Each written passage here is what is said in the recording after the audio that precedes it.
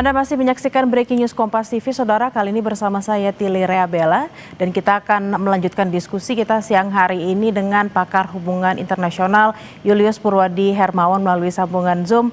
Mas Julius, tadi sebelum jeda bersama rekan Reza sudah sempat berbincang soal sedikit tentang Mojtaba Khomeini. Nah, yang juga menjadi menarik karena penggantinya sukseser tertingginya adalah salah satu keturunan dari Ali Khamenei.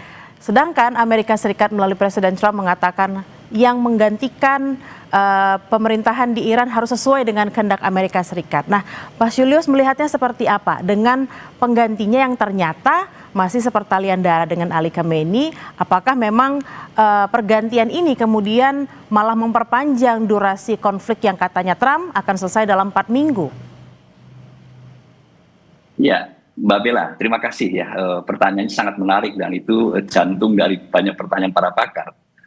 Ternyata yang terpilih itu di luar proyeksi dan ekspektasi Presiden Donald Trump. Itu artinya apa? Sebenarnya skenario Donald Trump tidak sepenuhnya berjalan ini.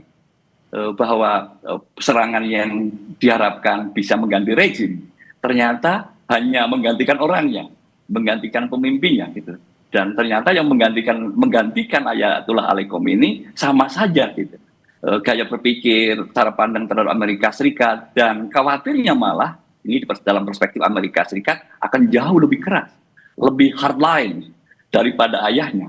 Dan ini yang saya sebut Trump kelihatannya memang sangat terburu-buru ketika dia mendeklarasikan perang di hari Sabtu minggu yang lalu, Mbak Bella. Tapi sebenarnya kan kalau tadi kita sempat berbincang sedikit, Mas Julius, sebenarnya namanya Mojtaba ini kan tidak sering terdengar di luaran sana. Nah, sebenarnya memang apakah memang ini salah satu strategi yang sudah dipersiapkan oleh Ali Khamenei sendiri untuk tidak memblow up atau membuka secara luas tentang Mojtaba atau seperti apa? Iya, bisa saja gitu. Awalnya saya justru menduga ya, Ali Reza Arafi ya, saya kira gitu ya, karena beliau sudah cukup berpengaruh ya, di Garda Revolusi, lalu kemudian di Majelis Ulama, gitu, lalu kemudian di birokrasi, dia sudah sangat berpengaruh gitu. Dan kelebihannya beliau adalah bukan garis keturunan, itu satu hal gitu. Tetapi ternyata gitu ya, pilihan dari Majelis Ulama yang 88 orang tadi memilih anaknya, yang artinya juga garis keturunan, itu satu hal yang cukup mencengangkan. Artinya gitu ya, artinya bahwa yang dikhawatirkan terkait dengan garis keturunan ternyata diambil juga. Dan tentu saja di sisi yang lain gitu ya, kalau kita cermati reaksi dari masyarakat itu kan cukup positif ya. Yang kita lihat dari televisi internasional itu melihat bahwa alhamdulillah gitu ya, insya Allah akan mendukung secara penuh gitu ya. Seperti itu. Jadi ternyata gitu tingkat penerimaan dari Mojtaba Khomeini ini ternyata cukup baik ya, sangat baik gitu. Dan saya kira ini menjadi sinyal sangat positif bagi keberlanjutan kepemimpinan di Iran di satu sisi, tapi sinyal buruk untuk Amerika Serikat. Artinya perang akan lebih panjang lagi gitu dan akan lebih keras lagi gitu dengan melihat gaya kepemimpinan Mojtaba Khomeini ini, Mbak Bella, begitu. Mas Julius, terkait dengan tadi soal suksesinya, karena tampaknya di internal Iran sendiri, di dalam negeri Iran sendiri juga menerima dengan kehadirannya Mojtaba ini. Tapi apakah memang seluruhnya mereka sudah satu suara untuk mendukung siapapun yang dipilih, atau memang Mojtaba sendiri sebenarnya punya mungkin pro cons di internal terkait dengan sosoknya dia sendiri? Kalau pemimpin tidak diterima oleh sebagian masyarakat gitu ya, itu saya kira wajar ya, dan itu dimanapun ada yang suka dan ada yang tidak suka gitu. Dan itu harus diakui, itu real ya, itu sesuatu yang real gitu. Nah, sekarang tinggal seberapa besar mereka yang tidak suka kepada Mojtaba Khomeini itu menjadi potensi ya, menjadi kekuatan yang potensial untuk mengguncang kepemimpinan yang baru ini, itu menjadi penting gitu.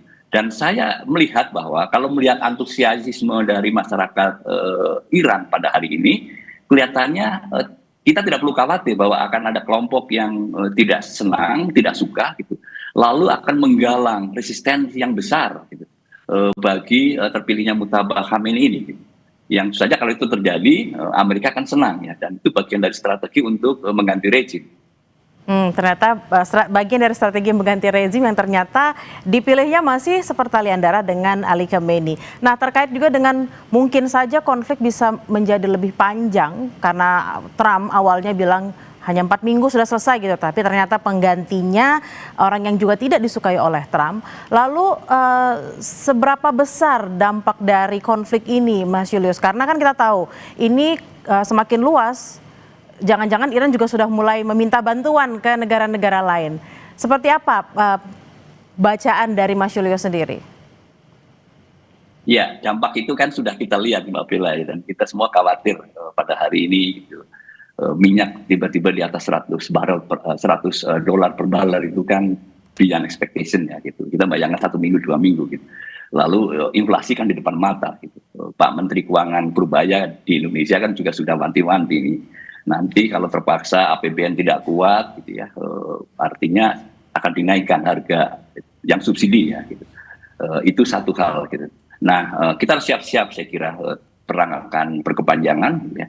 Namun saya berharap ada pendekatan yang lebih kooperatif gitu, yang dilakukan oleh Mujtaba Khamenei kepada pemimpin-pemimpin negara Arab, supaya tidak tidak berdampak yang lebih buruk lagi gitu. Dan kita selalu melihat semoga ada ruang untuk perundingan ya, sebelum dampaknya menjadi sangat buruk untuk perekonomian global. Mbak Bella, itu harapan kita ya, yang berharap bisa membuka ruang bagi ada jalan damai gitu ya, sekecil apapun, sangat kecil, tetapi kita patut saya kira mengharapkan ada pintu untuk yang lebih baik situasinya. Mas Julius, kita juga berharap para pemimpin di Iran sana, kemarin kan sempat mengatakan tidak ada lagi ruang dialog, ruang diskusi, tapi kita berharap memang setelah ada pergantian kepemimpinan ini, ruang-ruang diskusi itu bisa semakin terbuka, tidak ada lagi konflik-konflik, karena biar bagaimanapun juga konflik itu tidak hanya terjadi di satu negara, tapi dampaknya itu bisa meluas kemana-mana. Terima kasih atas perbincangannya siang hari ini, Julius Purwandi Hermawan, pakar HI Unpar. Selamat beraktivitas kembali.